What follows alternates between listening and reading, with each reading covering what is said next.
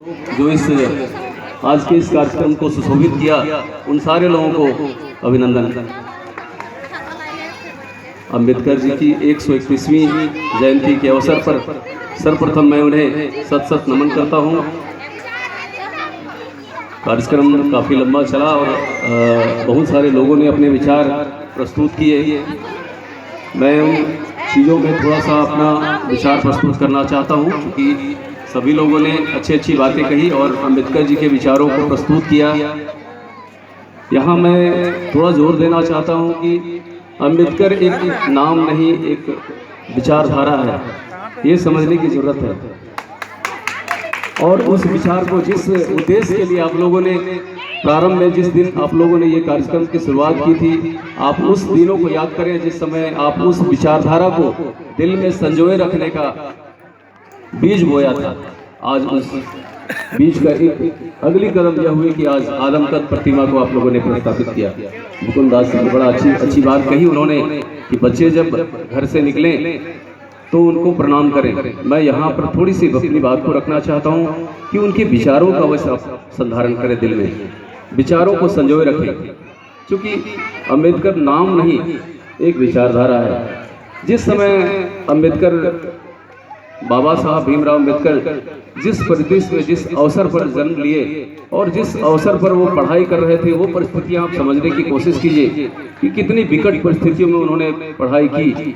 और न केवल अंग्रेजों के मुंह में तमाचा मारा, उस पढ़ाई अपनी शिक्षा की पराकाष्ठा को उनके समक्ष प्रस्तुत करके उन्होंने जो अपनी उनके अंग्रेजों के समक्ष में तमाचा मारा, बल्कि एक निम्न वर्ग से आने वाले लोगों के समझ और या भारत के समस्त लोगों के लिए एक उदाहरण प्रस्तुत किया। हमें उन्हें सैल्यूट करना चाहिए, सत नमन करना चाहिए।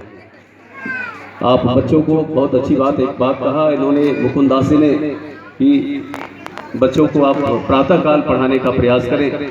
आज से 30 साल पहले, 40 साल पहले, या यूँ कह दें 20 साल पहले भी गाँव में विद्युत नहीं हुआ करता था। उन दिनों में भी लोग लैंप और लालटेन जला करके संध्या काल में पढ़ा करते थे, प्रातःकाल पढ़ा करते थे।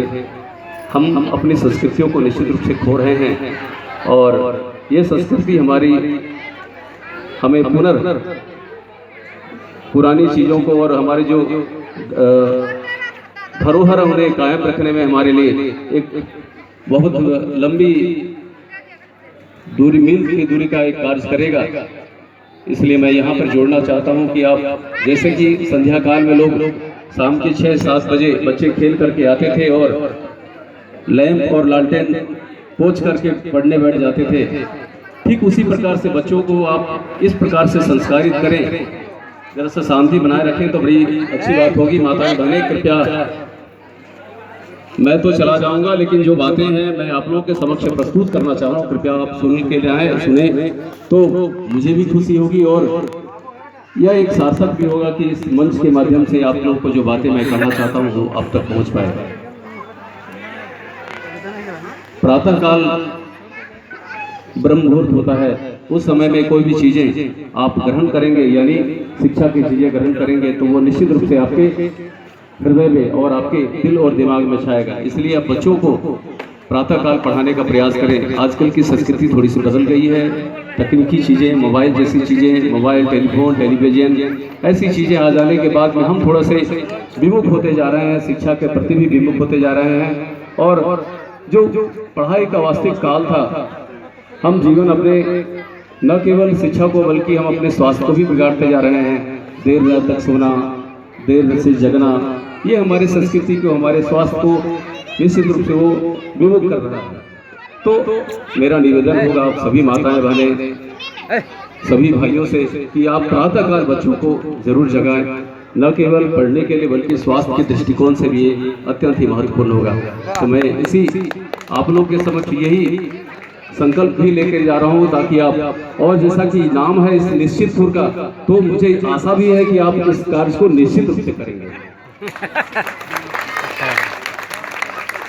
एक संस्कृत में कहावत है, माता शत्रु पिता वैरी, ये न बालो न पाटिता, न शोभते हंस मध्य, न शोभते हंस मध्ये काक मध्ये यतो वक्र। तो इसका मतलब यह है कि हंसों के सभा में कौवा तब तक नहीं सोचता है। ठीक उसी प्रकार से अगर जो माता पिता अपने बच्चों को नहीं पढ़ाएंगे, जो शिक्षा प्रदान नहीं करेंगे, तो वो सभा के बीच में ठीक उसी प्रकार से हंसों के बीच में कौवे के समान वो प्रदर्शित होंगे। क्योंकि न तो उन्हें ज्ञान से संस्कार मिलेगा और न कुछ आगे करने की, फिर तो वो बहुत छोटी छोटी चीजें ही सोचेंगे। तो फिर हम यहाँ पर अनावश्यक रूप से जो हम यहाँ पे अंबेडकर मंच को जो आयोजित करते हैं या ऐसे वर्ष में एक बार जो आयोजन रखते हैं, उसका कोई अर्थ नहीं रहेगा, यह निरर्थक हो जाएगा। इसलिए मेरा निवेदन है कि बच्चों को अवश्य शिक्षा दें, खुद भी पढ़ें। छोटी सी कहानी बताता हूँ। एक व्यक्ति थे जिन्होंने जो खुद भी पढ़े लिखे नहीं थे, लेकिन अपने बच्चे को एग्जामिनेशन देने के बाद में पूछा करते थे आपने क्या क्या लिखा। यद्यपि उन्हें कुछ उस प्रश्न पत्र के विषय में कोई भी ज्ञान नहीं था, लेकिन बच्चे को इस बात का आभास था कि नहीं, पिताजी को हर चीज का ज्ञान है, इसलिए मुझे पूछा करते हैं और हर चीजों में आंसर में हाँ ठीक है, ओके, बहुत बढ़िया, ठीक। इसका अर्थ ये है कि वो बच्चा डर रहा है पिता से, ये समझ रहा है कि हमारे पिता समझ रहे हैं ये मैंने क्या सही लिखा क्या गलत लिखा। तो एक पैरेलली एक फॉलोवर्स होना चाहिए, फॉलो करने वाला होना चाहिए। मैं यही आप लोग से भी अपेक्षा करूंगा कि अपने बच्चों के समक्ष में ये जरूर प्रस्तुत करें, पूछें उन्हें, देखें, उन्हें क्वेरी करें कि क्या हो रहा है नहीं हो रहा है।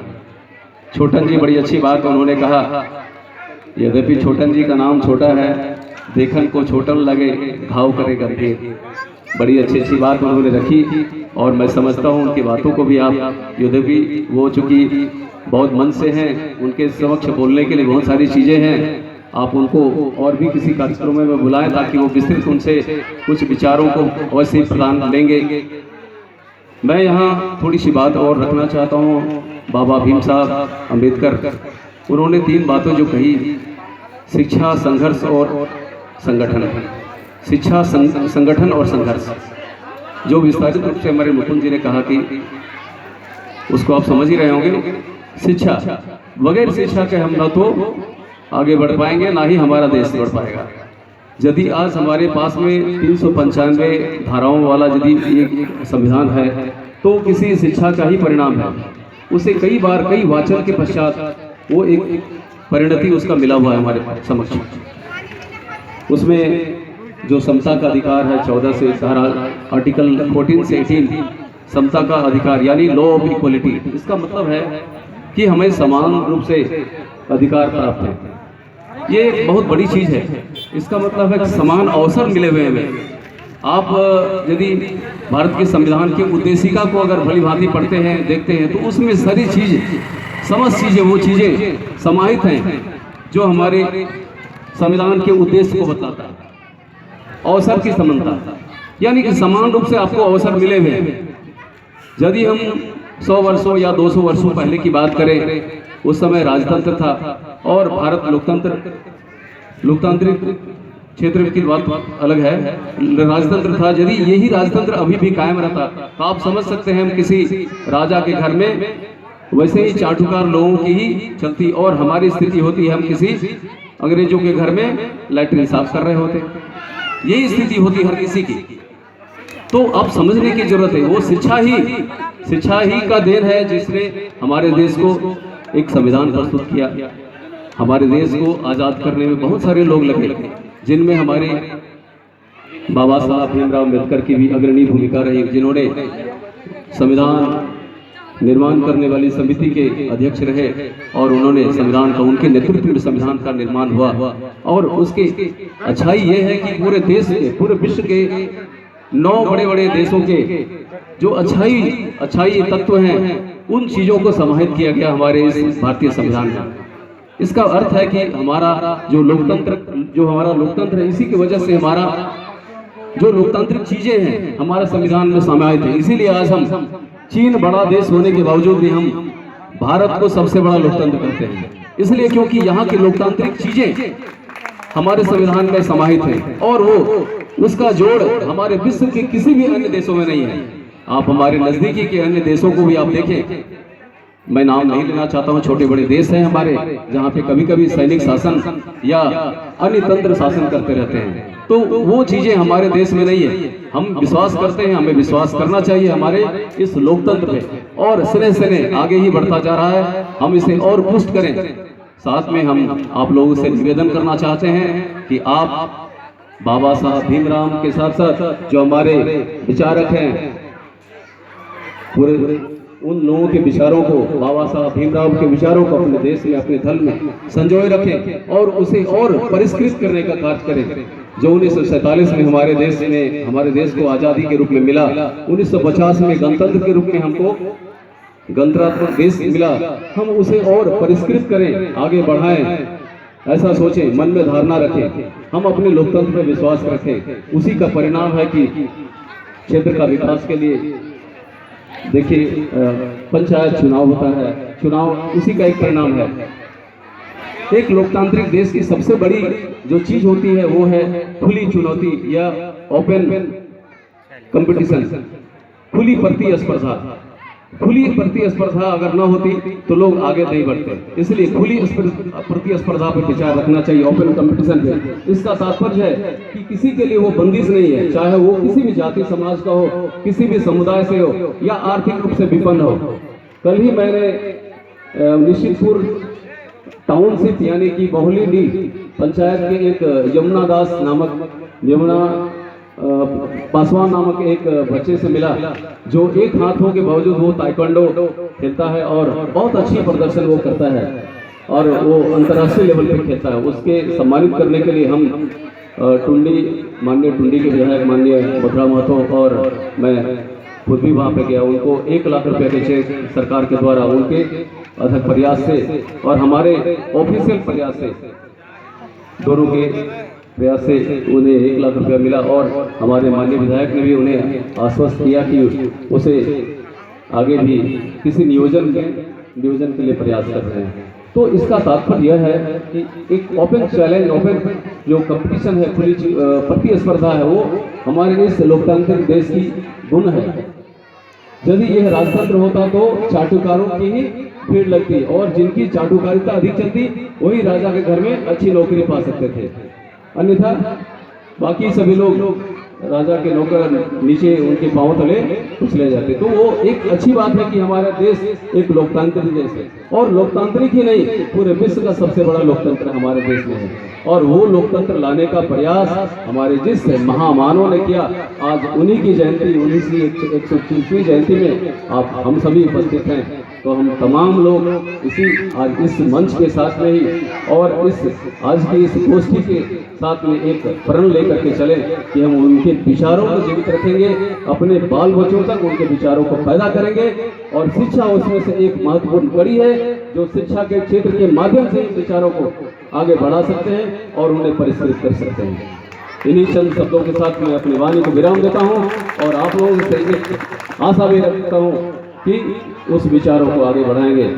जहाँ तक हमारे मुकुंद भाई ने खोरठा का शब्द कहा, तो मैं थोड़ी सी 2 लाइन मैं रख देना चाहता हूँ। मैं भी खोरठा भाषी क्षेत्र से हूँ। चल डहरे चल रे, डहर बना चल रे, जिनकी डहरे काटा, कांटा उठा चल रे। चल डहरे चल रे, डहर बना चल रे, जिनकी डहरे काटा, कांटा उठा चल रे। तो इन्हीं शब्दों के साथ मैं अपनी वाणी को विराम देता हूँ। धन्यवाद, थैंक यू।